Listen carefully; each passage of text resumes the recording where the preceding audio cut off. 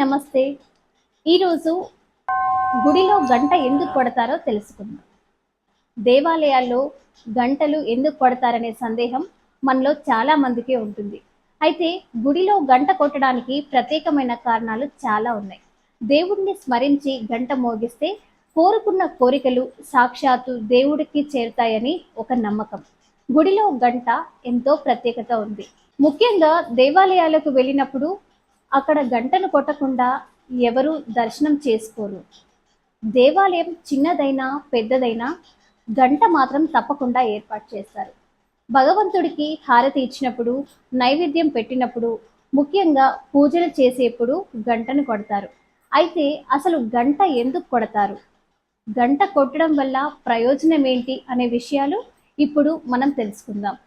భగవంతుడికి ముందు గంట కొట్టడం వల్ల ఆ శబ్దం ఆ ప్రాంతంలో ఉన్న దుష్ట శక్తులను, నెగటివ్ కిరణాలను దూరం చేస్తుందని వేద పండితులు చెబుతుంటారు.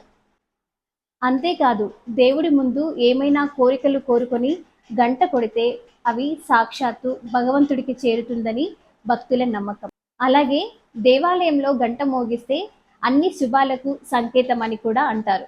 ఇక ఆలయంలో కానీ ఇళ్లలో కానీ చేసుకునే ప్రత్యేక పూజలలో ఒక గంటను మోగిస్తే మనసుకి ఆధ్యాత్మికత, ఆనందం కలుగుతుంది. అంతేకాకుండా మానసిక ప్రశాంతత చేకూరుతుంది. గంటలో ఉండే ప్రతి భాగానికి ఒక్కో ప్రత్యేకత ఉంది. గంట నాలుక భాగంలో సరస్వతీదేవి, గంట ముఖ భాగంలో బ్రహ్మదేవుడు, కడుపు భాగంలో రుద్రుడు, కొన భాగంలో వాసుకి, పిడి భాగంలో గరుడ, చక్ర, హనుమ, నంది మూర్తులతో ఉంటుందని పురాణాలు చెబుతున్నాయి. అందుకే గంటను సకల దేవతల స్వరూపంగా భావించి కొడతారు. ఇక ప్రత్యేకంగా హారతి సమయంలో గంట ఎందుకు కొడతారనే సందేహం మనలో చాలా మందికి ఉంటుంది. హారతి సమయంలో దేవతలందరికీ ఆహ్వానిస్తున్నామని చెప్పడానికి ఈ గంటను కొడతారు.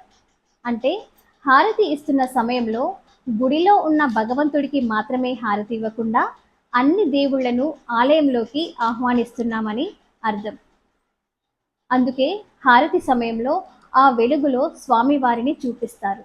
హారతి సమయంలో భక్తులు ఎవరూ కూడా కళ్ళు మూసుకోకుండా దేవుణ్ణి ప్రత్యక్షంగా దర్శించాలని పూజారులు చెబుతుంటారు. మనం మనసు పెట్టి విన్నట్టయితే కంచుతో తయారు చేసిన గంటను కొట్టినప్పుడు ఓం అనే స్వరం వినిపిస్తుంది. ఈ నాదం వినబడడం వల్ల మనిషిలో ఉన్న చింతలు, సమస్యలు తొలగిపోతాయని, మనసు దేవుడిపై ఉండేలా చేస్తుందని పురాణాలు చెబుతున్నాయి. గుడిలో గంట ఎందుకు కొడతారో తెలుసుకున్నారు కదా. మరో మంచి అంశంతో మళ్ళీ కలుద్దాం. అంతవరకు సెలవు. నమస్తే. Wow.